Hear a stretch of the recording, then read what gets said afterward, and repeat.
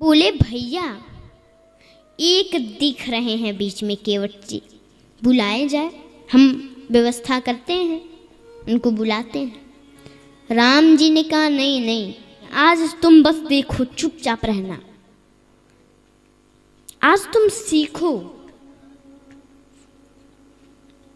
कि कैसे बात किया जाता है, कैसे रहा जाता है, कैसे क्या किया जाता है। बस तुम देखो और सीखो। आज हम बुलाएंगे, आज हम व्यवस्था करते हैं। और बुला रहे हैं। राम जी ने कहा कि ओ केवट भैया। अरे वो सुन रहा है केवट, लेकिन उधर देख रहा है, देख नहीं रहा है। अब उस दिन आप लोग सोच रहे होंगे केवल वही क्यों नाव लेके है और सब कहाँ चले गए। तो वो अपना व्यवस्था पहले ही बनाया था। जाके निषाद राज गुह से कह दिया था कि एक निवेदन करना था। बोले क्या?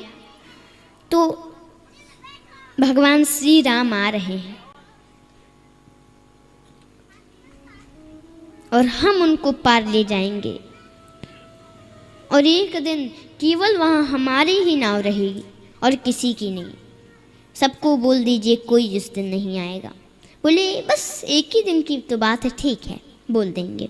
और बोल दिए। उस दिन इसीलिए कोई नहीं आया, अपना व्यवस्था वो पहले से ही बनाया था। तो भगवान बोले ओ केवट भैया।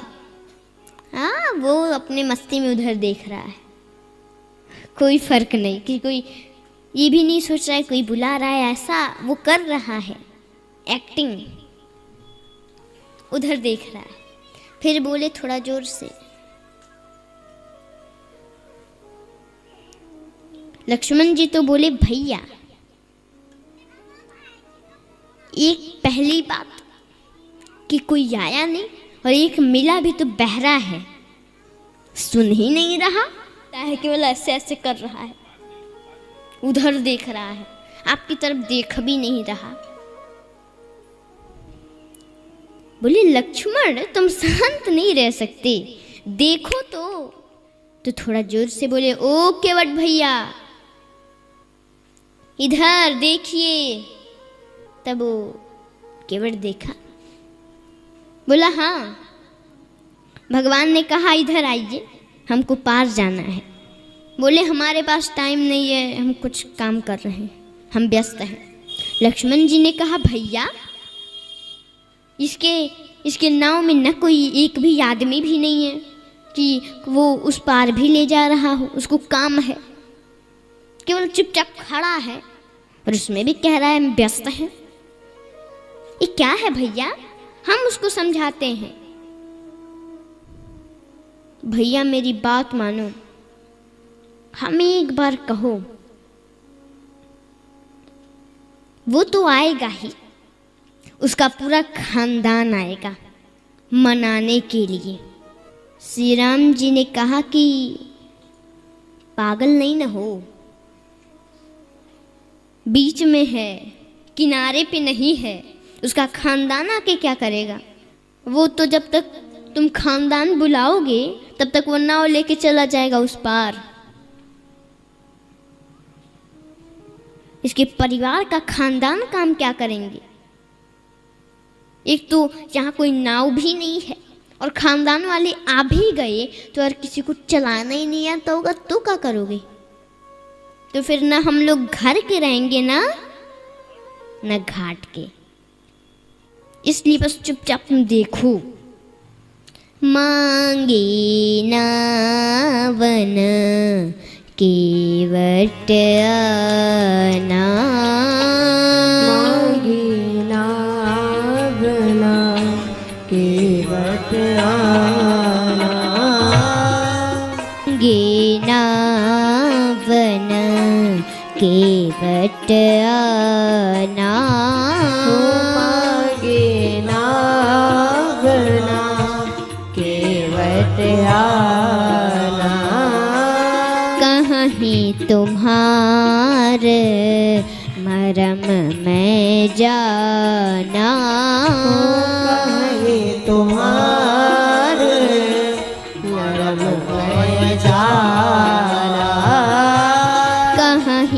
तुम्हार मरम मैं जाना।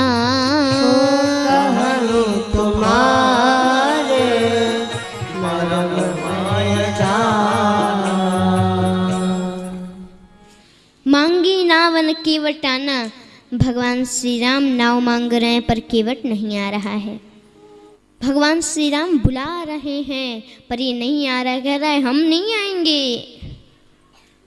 तो भगवान श्री राम ने कहा, बोले कि अच्छा भैया कारण क्या है बताओ, नहीं आ रहे उसका कारण क्या है।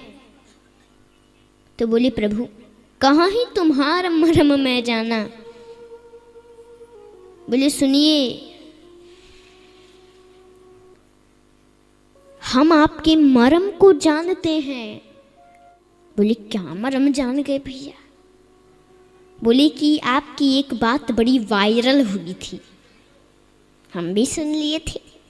भैया जो बात वायरल होती है वो तो सब लोग जानते हैं, तो मैं भी जानता हूँ। बोले क्या बात वायरल हो गई है भैया हमारी। तब केवट बोला, छुअत सिला भई नारी सुहाई। छुअत सिला भई नारी सुहाई।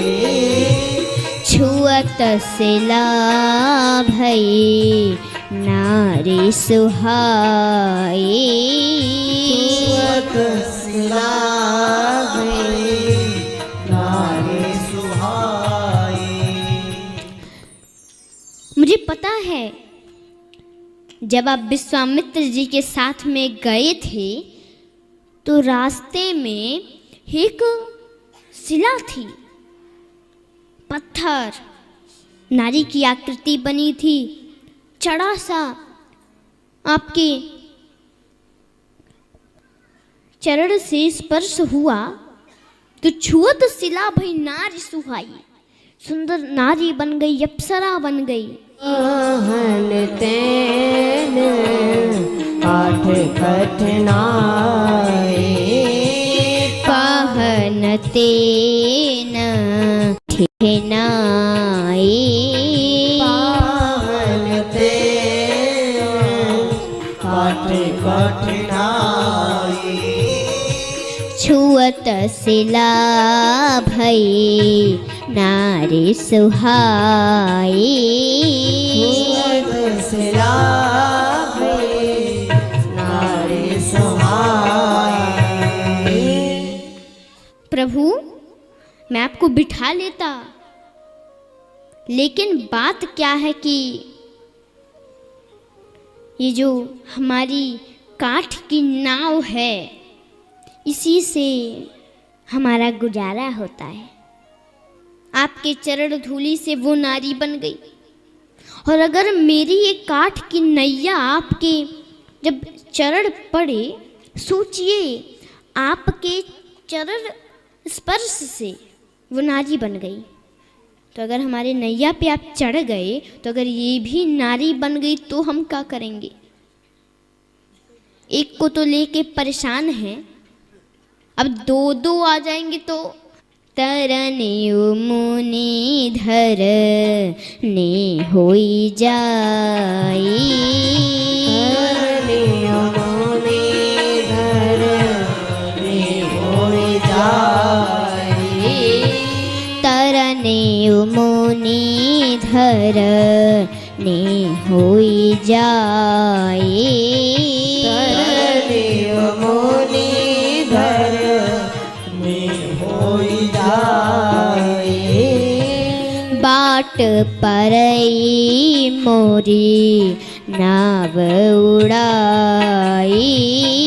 बाट परई मोरी नाव उड़ाई। प्रभु बाट परई मोरी नाव उड़ाई। बाट परई मोरी नाव उड़ाई।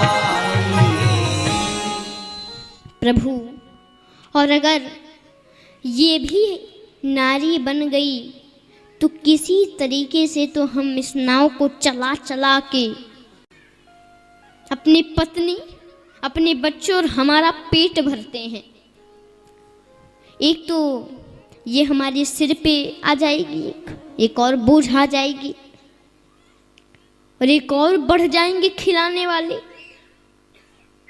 क्या हम करेंगे प्रभु?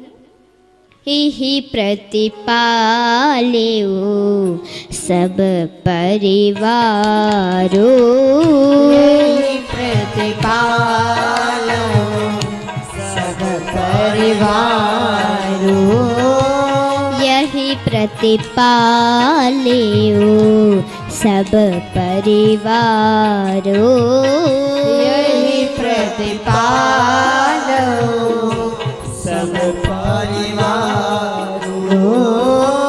नहीं जानत कछु और कवारो, नहीं जानो कछु और कवारो। प्रभु हम कोई कार्य नहीं जानते, अब इस नाव को चलाने के सिवा हम कोई काम भी नहीं जानते कि हम करेंगे,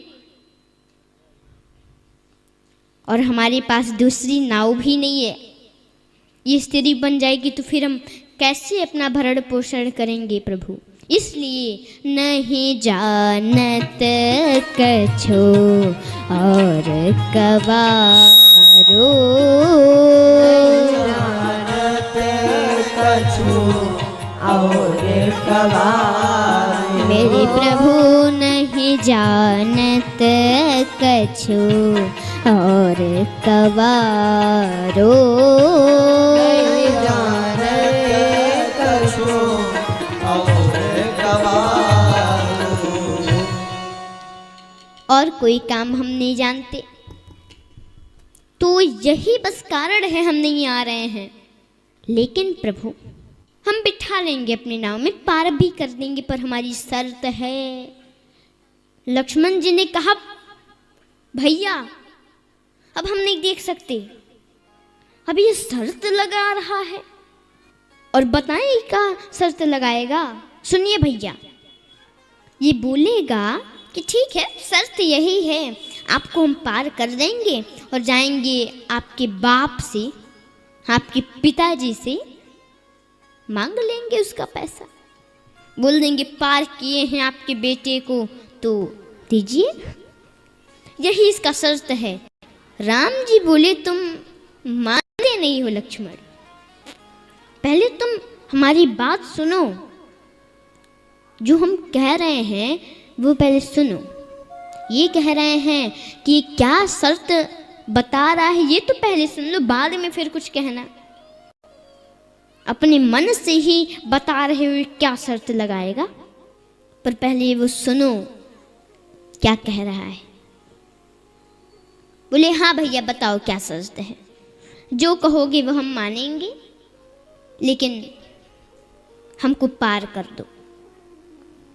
तब वो बोला कि जो प्रभु पार अवश्य गाचह हो, जो प्रभु पार अवश्य गाचह हो, जो प्रभु पार अवश्य गाचह हो, जो प्रभु पार अवश्य गाचह हो, मोहि पद पदुम पखारन कहाँ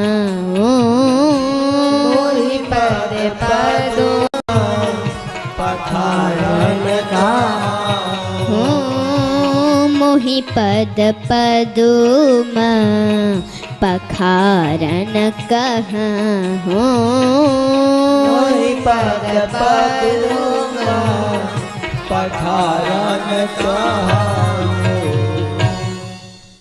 बोले प्रभु यदि उस पार जाना चाहते हैं हम अवश्य ले जाएंगे, पर शर्त ये है कि आपको अपना चरण धुलाना